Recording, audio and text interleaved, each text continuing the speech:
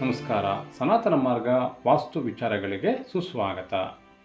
ಅಡುಗೆ ಮನೆ ಎನ್ನುವಂಥದ್ದು ವಾಸ ಮಾಡುವಂತಹ ಮನೆಯಲ್ಲಿ ಅತ್ಯಗತ್ಯವಾಗಿರುವಂತಹ ಸ್ಥಳವಾಗಿದೆ. ಯಾವುದೇ ಒಂದು ಮನೆಯಲ್ಲಿ ಒಂದು ಚಟುವಟಿಕೆ ಅಂತ ಬಂದಾಗ ಒಂದೊಂದು ವಲಯವನ್ನು ಸೂಚಿಸಲಾಗಿದೆ. ಆ ಚಟುವಟಿಕೆಯನ್ನು ಅದೇ ವಲಯದಲ್ಲಿ ಮಾಡಲೇಬೇಕಾಗುತ್ತದೆ. ಚಟುವಟಿಕೆಯನ್ನು ವ್ಯತ್ಯಾಸ ಮಾಡುವುದರಿಂದ ಅಲ್ಲಿ ಅಸಮತೋಲನ ಅನ್ನುವಂಥದ್ದು ಶುರುವಾಗುತ್ತದೆ. ಉದಾಹರಣೆಗೆ, ವಾಸಸ್ಥಳದಲ್ಲಿ ಅಡುಗೆ ಮನೆಯನ್ನು ಆಗ್ನೇಯ ದಿಕ್ಕಿಗೆ ಮಾಡಲು ಸಾಧ್ಯವಾಗದೇ ಇರುವಂತಹ ಪಕ್ಷದಲ್ಲಿ ವಾಯುವ್ಯ ದಿಕ್ಕಿನಲ್ಲಿ ಮಾಡಬಹುದು ಅಂತ ಕೆಲವರು ಹೇಳ್ತಾರೆ.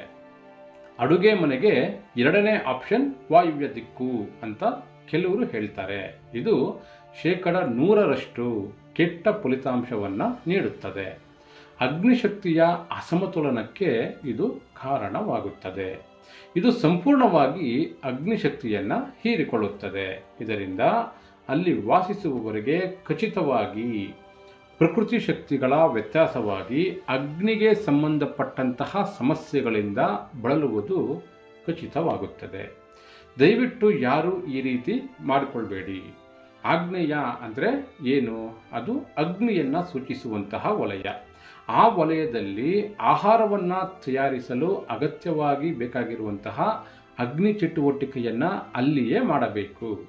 ಆ ಚಟುವಟಿಕೆಯನ್ನು ಈಶಾನ್ಯದಲ್ಲಿ ಅಥವಾ ವಾಯುವ್ಯದಲ್ಲಿ ಅಥವಾ ನೈಋತ್ಯದಲ್ಲಿ ಮಾಡುವುದರಿಂದ ಸಂಪೂರ್ಣವಾಗಿ ಅಲ್ಲಿ ವಾಸ ಮಾಡುವವರಿಗೆ ದೈಹಿಕವಾಗಿ ಅಥವಾ ಮಾನಸಿಕವಾಗಿ ಅಗ್ನಿಯ ಅಸಮತೋಲನ ಉಂಟಾಗಿ ಹೃದಯ ಸಂಬಂಧಿತ ಕಾಯಿಲೆಗಳು ಮತ್ತು ಸಣ್ಣ ಕರುಳಿಗೆ ಸಂಬಂಧಪಟ್ಟಂತಹ ಕಾಯಿಲೆಗಳು, ಪರಿಚಲನೆಗೆ ಸಂಬಂಧಪಟ್ಟಂತಹ ಕಾಯಿಲೆಗಳು, ಮಾನಸಿಕ ಅಸಮತೋಲನಕ್ಕೆ ಸಂಬಂಧಪಟ್ಟಂತಹ ಕಾಯಿಲೆಗಳು ಬರುವಂತಹ ಸಾಧ್ಯತೆ ಇರುತ್ತದೆ.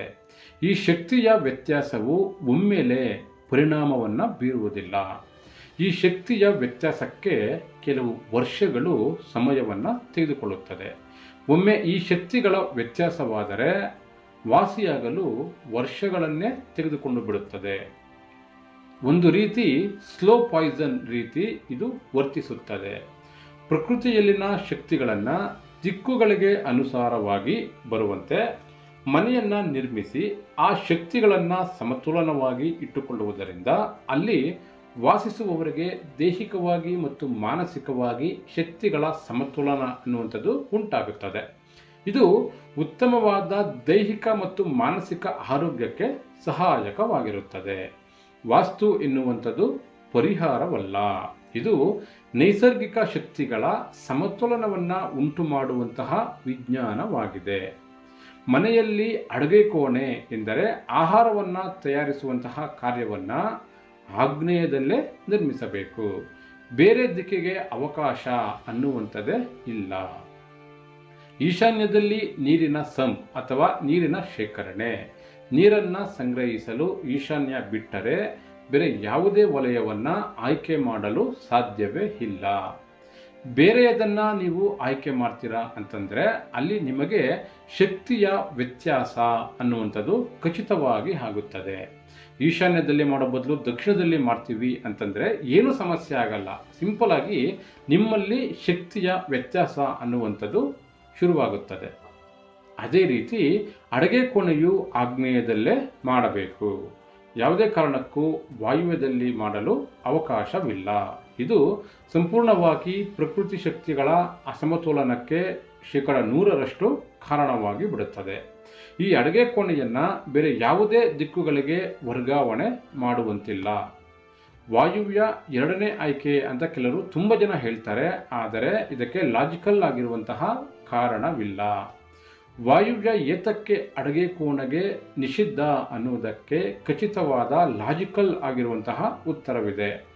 ಅಗ್ನಿ ಮತ್ತು ವಾಯು ಇವೆರಡೂ ಒಂದಕ್ಕೊಂದು ನಿಯಂತ್ರಿಸುತ್ತದೆ. ಅಗ್ನಿ ಹೆಚ್ಚಾದರೆ ವಾಯು ಕಡಿಮೆಯಾಗುತ್ತದೆ, ವಾಯು ಹೆಚ್ಚಾದರೆ ಅಗ್ನಿ ಕಡಿಮೆಯಾಗುತ್ತದೆ. ಪ್ರತಿಯೊಂದು ಶಕ್ತಿಗಳು ಇದೇ ರೀತಿ ಅಸಮತೋಲನಗೊಳ್ಳುತ್ತವೆ. ಈ ಪ್ರಕೃತಿ ಶಕ್ತಿಗಳ ಸಮತೋಲನದ ತಿಳುವಳಿಕೆ ಇಲ್ಲದೆ ನಿರ್ಮಿಸುವಂತಹ ಮನೆಗಳಲ್ಲಿ ದೈಹಿಕವಾಗಿ ಮತ್ತು ಮಾನಸಿಕವಾಗಿ ನೆಮ್ಮದಿಯನ್ನು, ಆರೋಗ್ಯವನ್ನು ಕಳೆದುಕೊಳ್ಳುವಂತಹ ಸಾಧ್ಯತೆಗಳು ಹೆಚ್ಚಾಗಿರುತ್ತವೆ. ಹಾಗಾಗಿ ಮನೆಯನ್ನು ನಿರ್ಮಿಸುವ ಮುನ್ನ ಶಕ್ತಿ ಸಮತೋಲನಕ್ಕೆ ಮಹತ್ವವನ್ನು ನೀಡುವಂಥದ್ದು ಬಹಳ ಅಗತ್ಯವಾಗಿದೆ. ವಾಸ್ತುವಿನ ಶಕ್ತಿ ಸಮತೋಲನದ ವಾಸ್ತು ಆಯ ನಕ್ಷೆಗಾಗಿ ಹಿಂದೆ ನಮ್ಮ ಸನಾತನ ವಾಸ್ತು ಮಾರ್ಗವನ್ನು ಸಂಪರ್ಕಿಸಿ. ಧನ್ಯವಾದಗಳು.